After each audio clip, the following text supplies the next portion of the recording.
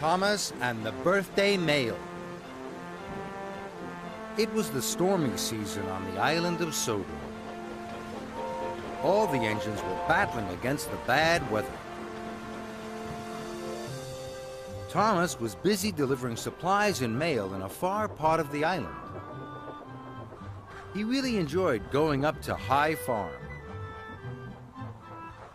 It was up on a hill right at the end of the line. A little girl called Alice lived there. Alice and Thomas were good friends.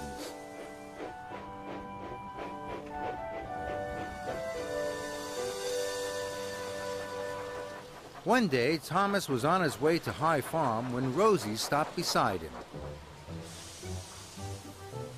Rosie was a cheerful, chirpy little tank engine. She was always pleased to meet Thomas.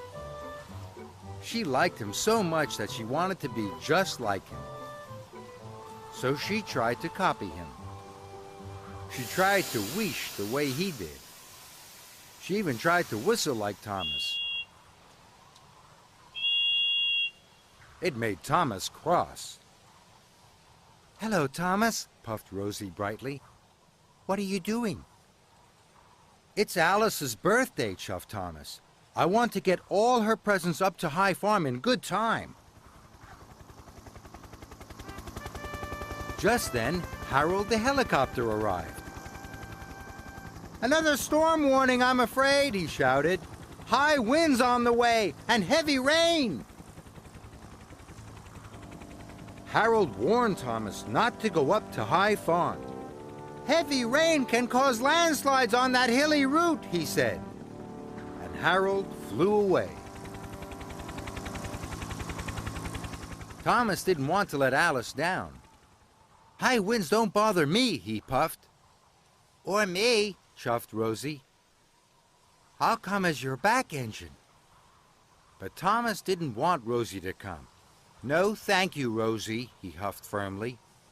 "I can do it on my own." And he chuffed quickly away. But Rosie liked Thomas very much, and she wanted to help, so she chuffed naughtily after him. Thomas puffed along the line to High Farm. The sky grew darker and darker. Soon, it was pouring with rain.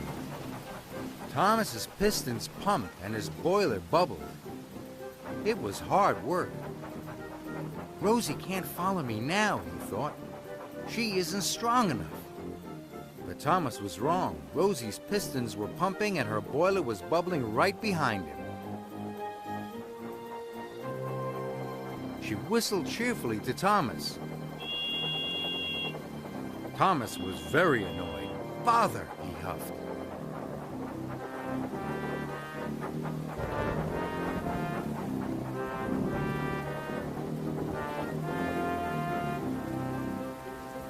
Soon, Thomas came to a junction. One way was the longer but easier way to High Farm. The other way was the shorter but much harder way. Thomas knew that the longer way was safer. "But I'll take the shorter way," he wished. "Then Rosie won't follow me. She's not strong enough." As the storm raged, Thomas puffed furiously up the steep track. Thomas was almost at High Farm. He was sure Rosie wasn't behind him now. "I won't be seeing any more of her today," tooted Thomas happily. Then there was trouble.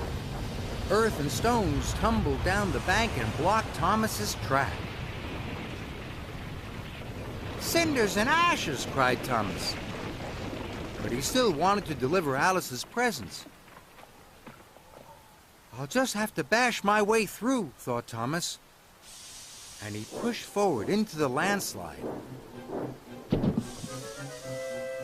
Thomas was up to his buffers in mud and stones. He tried to push on, but he couldn't. He tried to back out, but he couldn't. Thomas was stuck.